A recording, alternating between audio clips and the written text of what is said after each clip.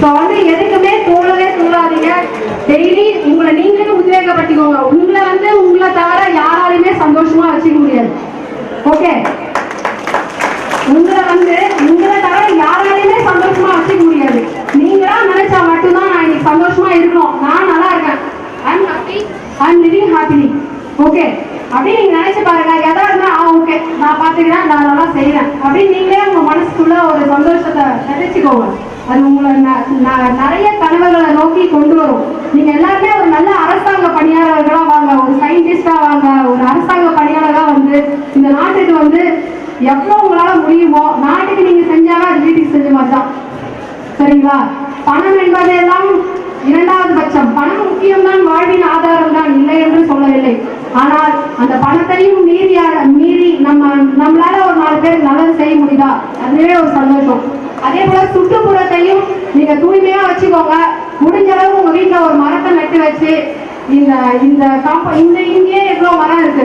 இது போல நீங்க சென்னைக்குலாம் போய் பாத்தீங்கன்னா இவ்வளவு அளவுக்கு காம்பவுண்டே இருக்காது. இந்த இடத்துல ஒரு 3 ஸ்கூல் கட்டி விட்டுருவாங்க, அவ்வளவுதான் இருக்கும். உங்களுக்கு இவ்வளவு அளவுக்கு கிடைச்சிருக்கு. பிடி பீரியட்ல நல்லா யூஸ் பண்ணிக்கோங்க, நிறைய விளையாட்டை கத்துக்கோங்க.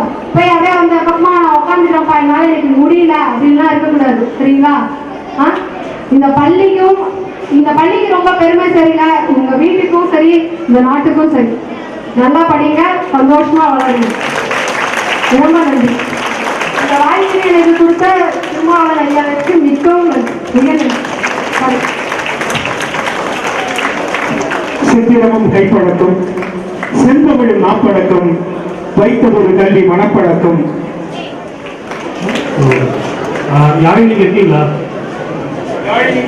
வெளிநாட்டு மொழியை கத்துக்க கூடாதுன்னு சொல்ற இந்த சூழ்நிலையில ஹிந்தியும் கத்துக்கிற ஒரு பள்ளிக்கூடத்தை நாங்கள் இங்கே தான் பார்க்குறோம். ஸோ அந்த விதத்துல நீங்க எல்லாருமே ரொம்ப பேசணும். அந்த விதத்துல நீங்க எல்லாருமே இந்த பள்ளியில படிக்கிறதுக்கு நீங்க ரொம்ப கண்டிப்பா பெருமைப்படணும். ஓகே, அதுவும் இல்லாம உங்களால எப்படி பண்ண முடியுமா? அந்த சமயத்துல எங்களோட ஸ்கூல் பீரியட்ல ஒரு முறையும் சுதந்திர தினமா இருந்தாலும் சரி, குடியரசு தினமா இருந்தாலும் சரி, பள்ளியில ஃபங்க்ஷன் முடிஞ்ச கையோட வீட்டுக்கு ஓடுவோம். எதுக்கு வீட்டுக்கு ஓடுவோம்னு பாத்தீங்கன்னா, வீட்டுல போய் டிவியில டெல்லியில நடக்கிற பரேட் பார்க்கணும், பிரைம் மினிஸ்டர் என்ன பேசுறாருன்னு பார்க்கணும், பிரசிடென்ட் என்ன பேசுறாருன்னு பார்க்கணும் அப்படின்றதால ஓடுவோம். ஆனா இன்னைக்கு அந்த விஷயத்த நான் மிஸ் பண்ணவே இல்லை. அங்க பண்ற எல்லா சாகசங்களையும் இங்க என் கண்ணு முன்னாடி உங்களால பண்ண முடிஞ்சிச்சு. அந்த விஷயம் அன்னைக்கு இல்லை, இன்னைக்கு இருக்கு. அதனால அந்த விஷயத்தை மிஸ் பண்ணாம அளவுக்கு ஒரு பெர்ஃபார்மன்ஸ் இருந்துச்சு. ஸோ அதனால அதுக்கு யாராருக்கு சரியான அளவு நன்றி சொல்லணுமோ அதை நம்ம கண்டிப்பா சொல்லிடணும் இல்லையா? மாணவர்களுக்கு யார் சொல்லிக் கொடுத்தாங்க? இதெல்லாம் டீச்சர்ஸ் இல்லையா? டீச்சர்ஸும் உங்களுக்கு எல்லா சப்போர்ட் கொடுத்த பேரண்ட்ஸுக்கும் எல்லா மாணவர்களும் சேர்ந்து கிளாஸ் பண்ணணும்னு கேட்டு டீச்சர்ஸ் அண்ட் பேரண்ட்ஸ். அதுவும் இல்லாம டீச்சர்ஸ் நீங்க எல்லாமே சொல்லி கொடுத்த ஒரு விஷயத்த மாணவர்கள் எந்த ஒரு தவறும் இல்லாம ரொம்ப பர்ஃபெக்டா செஞ்சதுக்காக பெற்றோர்களும் டீச்சர்ஸும் மாணவர்களுக்காக கிளாஸ் பண்ற மாதிரி கேட்டுக்கிறேன்.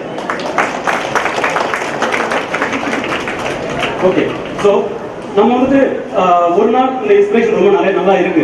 ஆனா லைஃப்ல பாத்தீங்கன்னா சுதந்திர தினம், குடியரசு தினம், இந்த 2 நாள்ல இவ்வளவு இன்ஸ்பைரிங்கா சில விஷயங்களை பேசிட்டு பார்த்துட்டு பாடிட்டு கொடியை ஏற்றிட்டு அதுக்கப்புறம் பாத்தீங்கன்னா அந்த ஸ்பிரிட்ன்றது நாளாக நம்ம எக்ஸாம் படிக்கிறது அப்படின்னு போகும்போது அந்த இன்ஸ்பிரேஷன் கொஞ்சம் குறைஞ்சு போயிடுது இல்லையா நமக்கு இல்லையா? திடீர்னு ஜனவரி வரும்போது அந்த ஸ்பிரிட் நம்ம கூட திரும்ப ஆகஸ்ட் 15 தான் அது வருது. ஸோ இந்த ஜெனரேஷன் ஃபார் எக்ஸாம்பிள் பார்த்தீங்கன்னா சுதந்திரம் கிடைச்சி 72 வருஷங்கள் ஆயிடுச்சு. ஸோ இந்த சமயத்தில் சுதந்திரம் ஏன் கிடைச்சிச்சு, எவ்வளோ கஷ்டப்பட்டு அதை வாங்கினாங்கன்றத நம்ம நினைவு கூறுறது ரொம்ப முக்கியமான ஒரு விஷயம். ஸோ ஒவ்வொரு தடவையும் நம்ம நினைவு கூறும் பொழுது மட்டும்தான் நம்ம கிட்டே இருந்து நம்ம ஃபியூச்சர் ஜெனரேஷனுக்கு இந்த சுதந்திரம் எப்படி வந்துச்சுன்றத நம்ம சொல்ல முடியும். ஐயா சொன்னாங்க என்னை பற்றி சொல்லும்பொழுது அதிகப்படியான சம்பளங்களை விட்டுட்டு இப்போ கம்மியான சம்பளம் கொடுத்தாலும் இப்போ நான் மனசுக்கு பிடிச்ச ஒரு இடத்துல வேலை செய்யறேன் அப்படின்னு சொல்லிட்டு சொன்னாரு. ஸோ இது எல்லாமே இந்த இதெல்லாம் ரொம்ப லைஃப்ல ரொம்ப சின்ன விஷயங்கள்.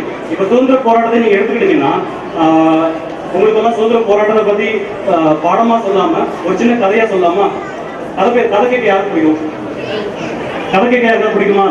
கண்டிப்பா பிடிக்கும் இல்லையா? ஸோ என்ன கதைனா இது ஒரு உண்மையான ஒரு கதை.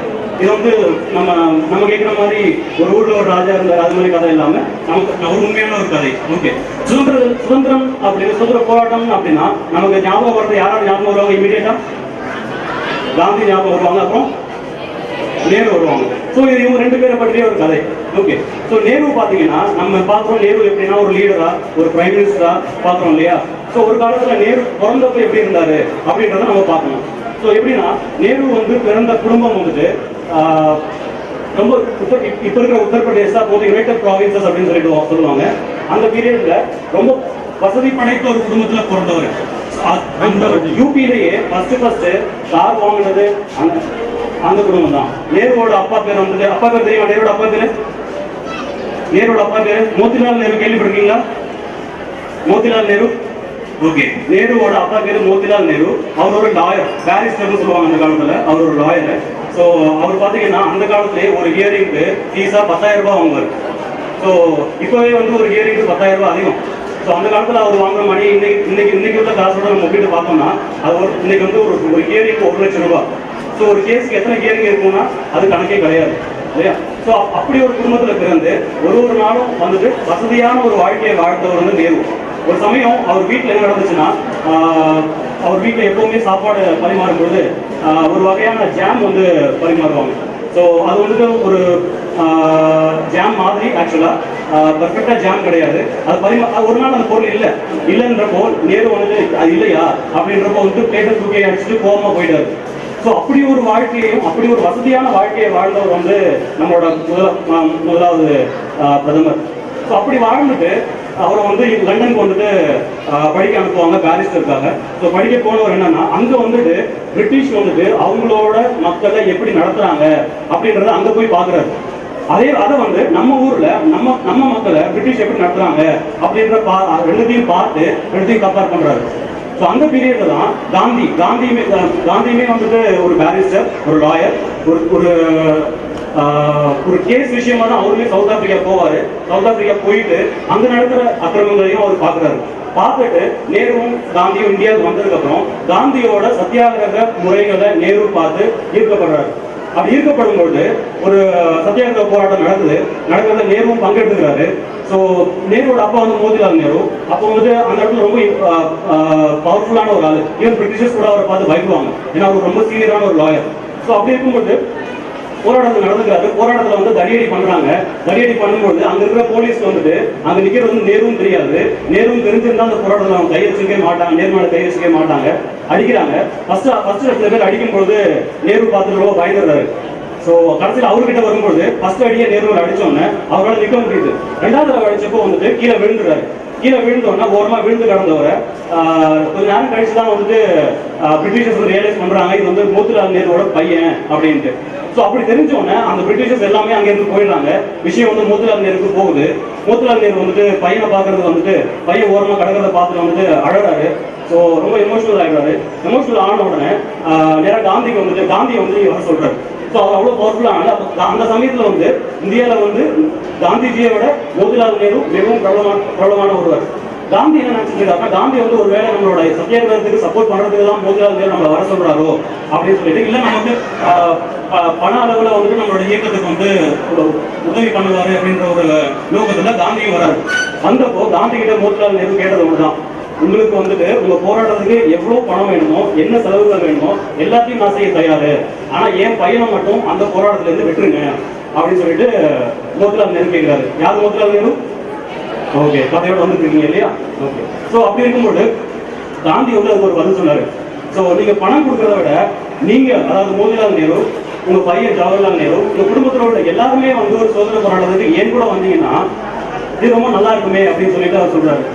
ஸோ இப்படி பார்க்கும்போது ஈவன் மோதிலால் நேருவே அந்த இடத்துல வந்து மனசு மாறி இந்திய சுதந்திர போராட்டத்துக்குள்ள வராரு. இதுல காந்தி என்ன அச்சீவ் பண்ணாரு? நேருவையும் உள்ள கொண்டு வந்தாரு, மோதிலால் நேருவையும் உள்ள கொண்டு வந்தாரு. அதே சமயம் சுதந்திர போராட்டத்துக்கு பண வகையான சப்போர்ட்டும் ஆட்டோமேட்டிக்கா வந்துடும் காந்திக்கு தெரியும் இல்லையா? மோதிலால் நேரு வந்துட்டாருன்னா ஆப்வியஸா கண்டிப்பா எல்லா சப்போர்ட்டும் நமக்கு தெரியும் அப்படின்னு. ஸோ அப்படி ஒரு வசதியான வாழ்க்கையை வாழ்ந்தவர் நேரு பிற்காலத்துல 1927 அப்புறம் பாத்தீங்கன்னா கிட்டத்தட்ட 9 ஆண்டுகள், அதாவது தனித்தனியா தொடர்ந்து 9 ஆண்டுகள் 3000 நாட்களுக்கு மேல சிறையில் இருந்திருக்காரு, ஜெயில. ஜெயிலில் பார்த்தீங்கன்னா சாப்பாடெல்லாம் நம்ம நினைக்கிற மாதிரி வராது. சாப்பாட்டில் எலி ஓடும், பூச்சி ஓடும், காக்ரோச், அதோட கொடூரமான மிருகங்கள் தான் ஓடும். அந்த சாப்பாடை சாப்பிட்டுக்கிட்டு 9 வருஷம் ஜெயிலில் இருந்திருக்காரு.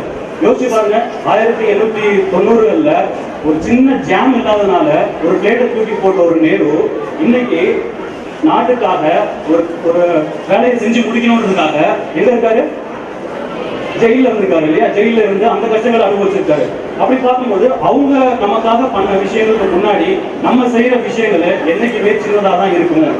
ஏன்னா நம்ம அச்சீவ் பண்ற ஒரு விஷயம் நமக்கு, ஃபார் எக்ஸாம்பிள், பேரண்டோட சப்போர்ட் இருக்கு, டீச்சர்ஸோட சப்போர்ட் இருக்கு, எல்லாரோட சப்போர்ட்டோட நம்ம ஒரு விஷயத்தை அச்சீவ் பண்றோம். அன்னைக்கு எந்த ஒரு சப்போர்ட்டும் இல்லாம எதிர்த்து அடிக்கிற ஒரு அரசாங்கத்துக்கு கீழே நம்ம கூட பார்த்தோம், நேருவை வந்துட்டு எப்படி அடிச்சாங்க அப்படின்னு சொல்லிட்டீங்க இல்லையா? ஸோ அப்படி ஒரு சூழ்நிலை இருந்துட்டு அப்படி ஒரு வாழ்வை வாழ்ந்த லீடர்ஸை நம்ம கண்டிப்பா வந்து மறக்கக்கூடாது. சரி, சுதந்திரம் வாங்கிட்டோம். சுதந்திரம் வாங்கினதுக்கு அப்புறம் நம்ம சந்தோஷமா நம்ம இந்தியா வந்து நல்லா இருந்துச்சா அப்படின்னு பாத்தீங்கன்னா, மக்களுக்கு கொடுக்கறதுக்கு சாப்பாடு இல்லை. எந்த ஒரு நாட்டு பிரதமரும் சொல்லாத ஒரு விஷயத்த நம்ம நாட்டு பிரதமர் ஒருத்தர் சொன்னாரு. யாரும் பாத்தீங்கன்னா லால் பகதூர் சாஸ்திரி. லால் பகதூர் சாஸ்திரி எத்தனாவது பிரதமர்? இந்தியாவின் 2வது பிரதமர். நேருக்கு அப்புறம் வந்து லால் பகதூர் சாஸ்திரி தான் பிரதமராக இருந்தாரு. நாட்டுல எந்த அளவுக்கு பஞ்சம் இருந்துச்சுன்னா மக்கள் கிட்ட அவர் போய் சொல்றாரு, மக்கள் அனைவரும் ஒரு நாளைக்கு சாப்பிடுறதுல ஒரு வேளை உணவை வந்து விட்டு கொடுக்கணும் அப்படின்னு சொல்லிட்டு யார் சொல்றாரு? லால் பகதூர் சாஸ்திரி சொல்றாரு. எந்த ஒரு பிரதமராலையும் சொல்ல முடியுமா? இன்னைக்கு நம்ம பிரதமர் சொன்னா நமக்கு எப்படி இருக்கும்னு யோசிச்சு பாருங்களேன் இல்லையா? அன்றைய மக்கள் என்ன பண்ணாங்கன்னா, பிரதமர் சொல்றாருன்னா அதுக்கான காரணங்கள் அவங்களுக்கு தெரியும். ஸோ அப்படி இருந்த ஒரு சூழ்நிலையில இருந்து இன்னைக்கு நம்மளால 3 வேளை சாப்பிட முடியும் அப்படின்ற ஒரு சூழ்நிலையை கொண்டு வந்து நமக்கு தரமான கல்வி, சுகாதாரம் எல்லாத்தையும் கொடுக்குற அளவுக்கு நம்ம உயர்ந்து வந்திருக்கோம். உயர்ந்து வந்த பிறகு நம்ம என்ன பண்ணோம்னா, இப்போ கொஞ்ச நாள் பார்த்தீங்கன்னா நம்மளோட நாட்டில் வந்துட்டு அந்த சுதந்திரத்தோட ஸ்பிரிட் வந்து கொஞ்சம் குறைஞ்சி போச்சு. என்ன காரணம்னு பார்த்தீங்கன்னா, நம்ம வந்துட்டு நாட்கள் ஆகிறதுனால யாருமே திரும்ப மக்களுக்கு திரும்ப சொல்றது இல்லை. ஒரு விஷயத்தையும் திரும்ப சொல்லும் பொழுது மட்டும்தான் வந்துட்டு அந்த விஷயம் வந்துட்டு மக்கள் மனசுலையும் மெமரிலையும் கண்டிப்பா இருக்கு. ஓகே, ஸோ உங்க எல்லாருக்கும் நான் சொல்ற விஷயம், நாட்டு மேல பற்றா இருக்கிறது எப்படின்னா, நம்ம நாட்டை வந்துட்டு எந்த ஒரு நாட்டுக்கூடையும் கம்பேர் பண்ணி அந்த விஷயத்துல அந்த நாடு நல்லா இருக்கு, இந்த விஷயத்துல நாடு நல்லா இருக்கு அப்படின்னு சொல்லிட்டு தயவு செஞ்சு கம்பேர் பண்ணி பார்க்காதீங்க. ஏன்னா அமெரிக்காவா இருந்தாலும் பிரிட்டனா இருந்தாலும், அமெரிக்கா சுதந்திரம் வாங்கி 70 வருஷத்துல அமெரிக்கா எப்படி இருந்துச்சோ அப்படிதான் இந்தியாவும் இருக்கு. புரியுதுங்களா? இன்னைக்கு அமெரிக்கா சுதந்திரம் வாங்கி 220 வருஷங்கள் ஆகுது. அமெரிக்கா சுதந்திரம் வாங்கி 70 வருஷத்துல அமெரிக்கா எப்படி இருந்துச்சோ அந்த அளவுக்கு தான் கரப்ஷனா இருந்தாலும் சரி, பாவர்ட்டியில் இருக்கிற மக்களா இருந்தாலும் சரி, குறைகள் இருந்தாலும் எவ்வளவு குறைகளா இருந்தாலும் சுதந்திரம் வாங்கி 70 வருஷத்துல அமெரிக்காவிலையும் அந்த பிரச்சனைகள் இருக்கத்தான் செஞ்சிச்சு. அதெல்லாம் தாண்டி தான் வந்துட்டு ஒரு நாடு வந்து சக்சஸ்ஃபுல்லா வர முடியும். அப்படி சக்சஸ்ஃபுல்லா வரணும்னா யாரோட பங்கு ரொம்ப முக்கியம்? உங்க எல்லாரோட பங்கு ரொம்ப முக்கியம் இல்லையா? ஸோ இது வந்துட்டு நம்ம இந்த எண்ணத்தோட நம்ம எப்படி இருக்கணும், ஸ்டூடெண்ட்ஸ் நீங்க எப்படி இருக்கணும் அப்படின்றத நம்ம தெரிஞ்சுக்கணும் இல்லையா? ஸ்டூடெண்ட்ஸ் எப்படி இருக்கணும், இந்த காலகட்டத்தில் எப்படி இருக்கணும்?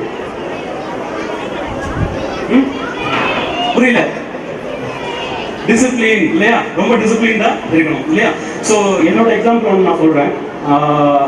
மாணவர்கள் வந்து படிப்புலையும் ஆசிரியர்கள் கூடயும் எப்படி இருக்கணும் அப்படின்றதுக்கு நான் ஒரு எக்ஸாம்பிள் சொல்றேன். நான் 10வது படிக்கும்போது என்ன பார்த்தீங்கன்னா ஹாஃப் இயர்லி எக்ஸாமினேஷன் இல்லையா?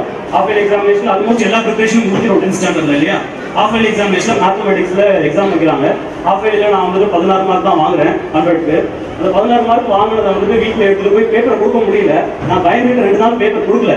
3வது நாள் கையெழுத்து வாங்கிட்டு வரலன்னு சொல்லிட்டு டீச்சர் என்ன சொல்றாங்கன்னா, என்னோட தங்கையை வந்துட்டு 3 வருஷம் என்னை விட இளையவர், அவங்க கிட்ட அண்ணன் கிட்ட இந்த பேப்பர் கொடுத்தாச்சு அப்படின்னு சொல்லிக்கிட்டு அம்மா கிட்ட போய் சொல்லியாச்சு. டீச்சர் சொல்லிட்டாங்க. அதாவது அண்ணனும் தம்பியும் ஒரே ஸ்கூல்ல படிச்சாலும், அக்காவும் தங்கையும் ஒரே ஸ்கூல்ல படிச்சாலும் இந்த கஷ்டம் வரும் இல்லையா? ஸோ அந்த கஷ்டம் எனக்கும் வந்துச்சு. ஸோ தங்கை வந்துட்டு சாயந்தரம் நான் தான் கூட்டிட்டு வருவேன். எல்லாமே அதுக்கு தங்கைக்கு தேவையான எல்லா பொருளையும் சாப்பிட்றதுக்கு எல்லாத்தையும் வாங்கி கொடுத்து நான் வீட்டுக்கு கூட்டிட்டு போவேன். எல்லாத்தையும் வாங்கியாச்சு, சாப்பிட்டாச்சு, எந்த விஷயத்தையும் என்கிட்ட சொல்லலை, நேராக போய் அம்மா கிட்ட சொல்லியாச்சு. ஸோ என்ன நடந்திருக்கும்? அதை நான் சொல்ல வேண்டிய அவசியம் இல்லை இல்லையா? ஸோ அதுக்கப்புறம் என்னோட ஆசிரியர்கள் வந்து என்ன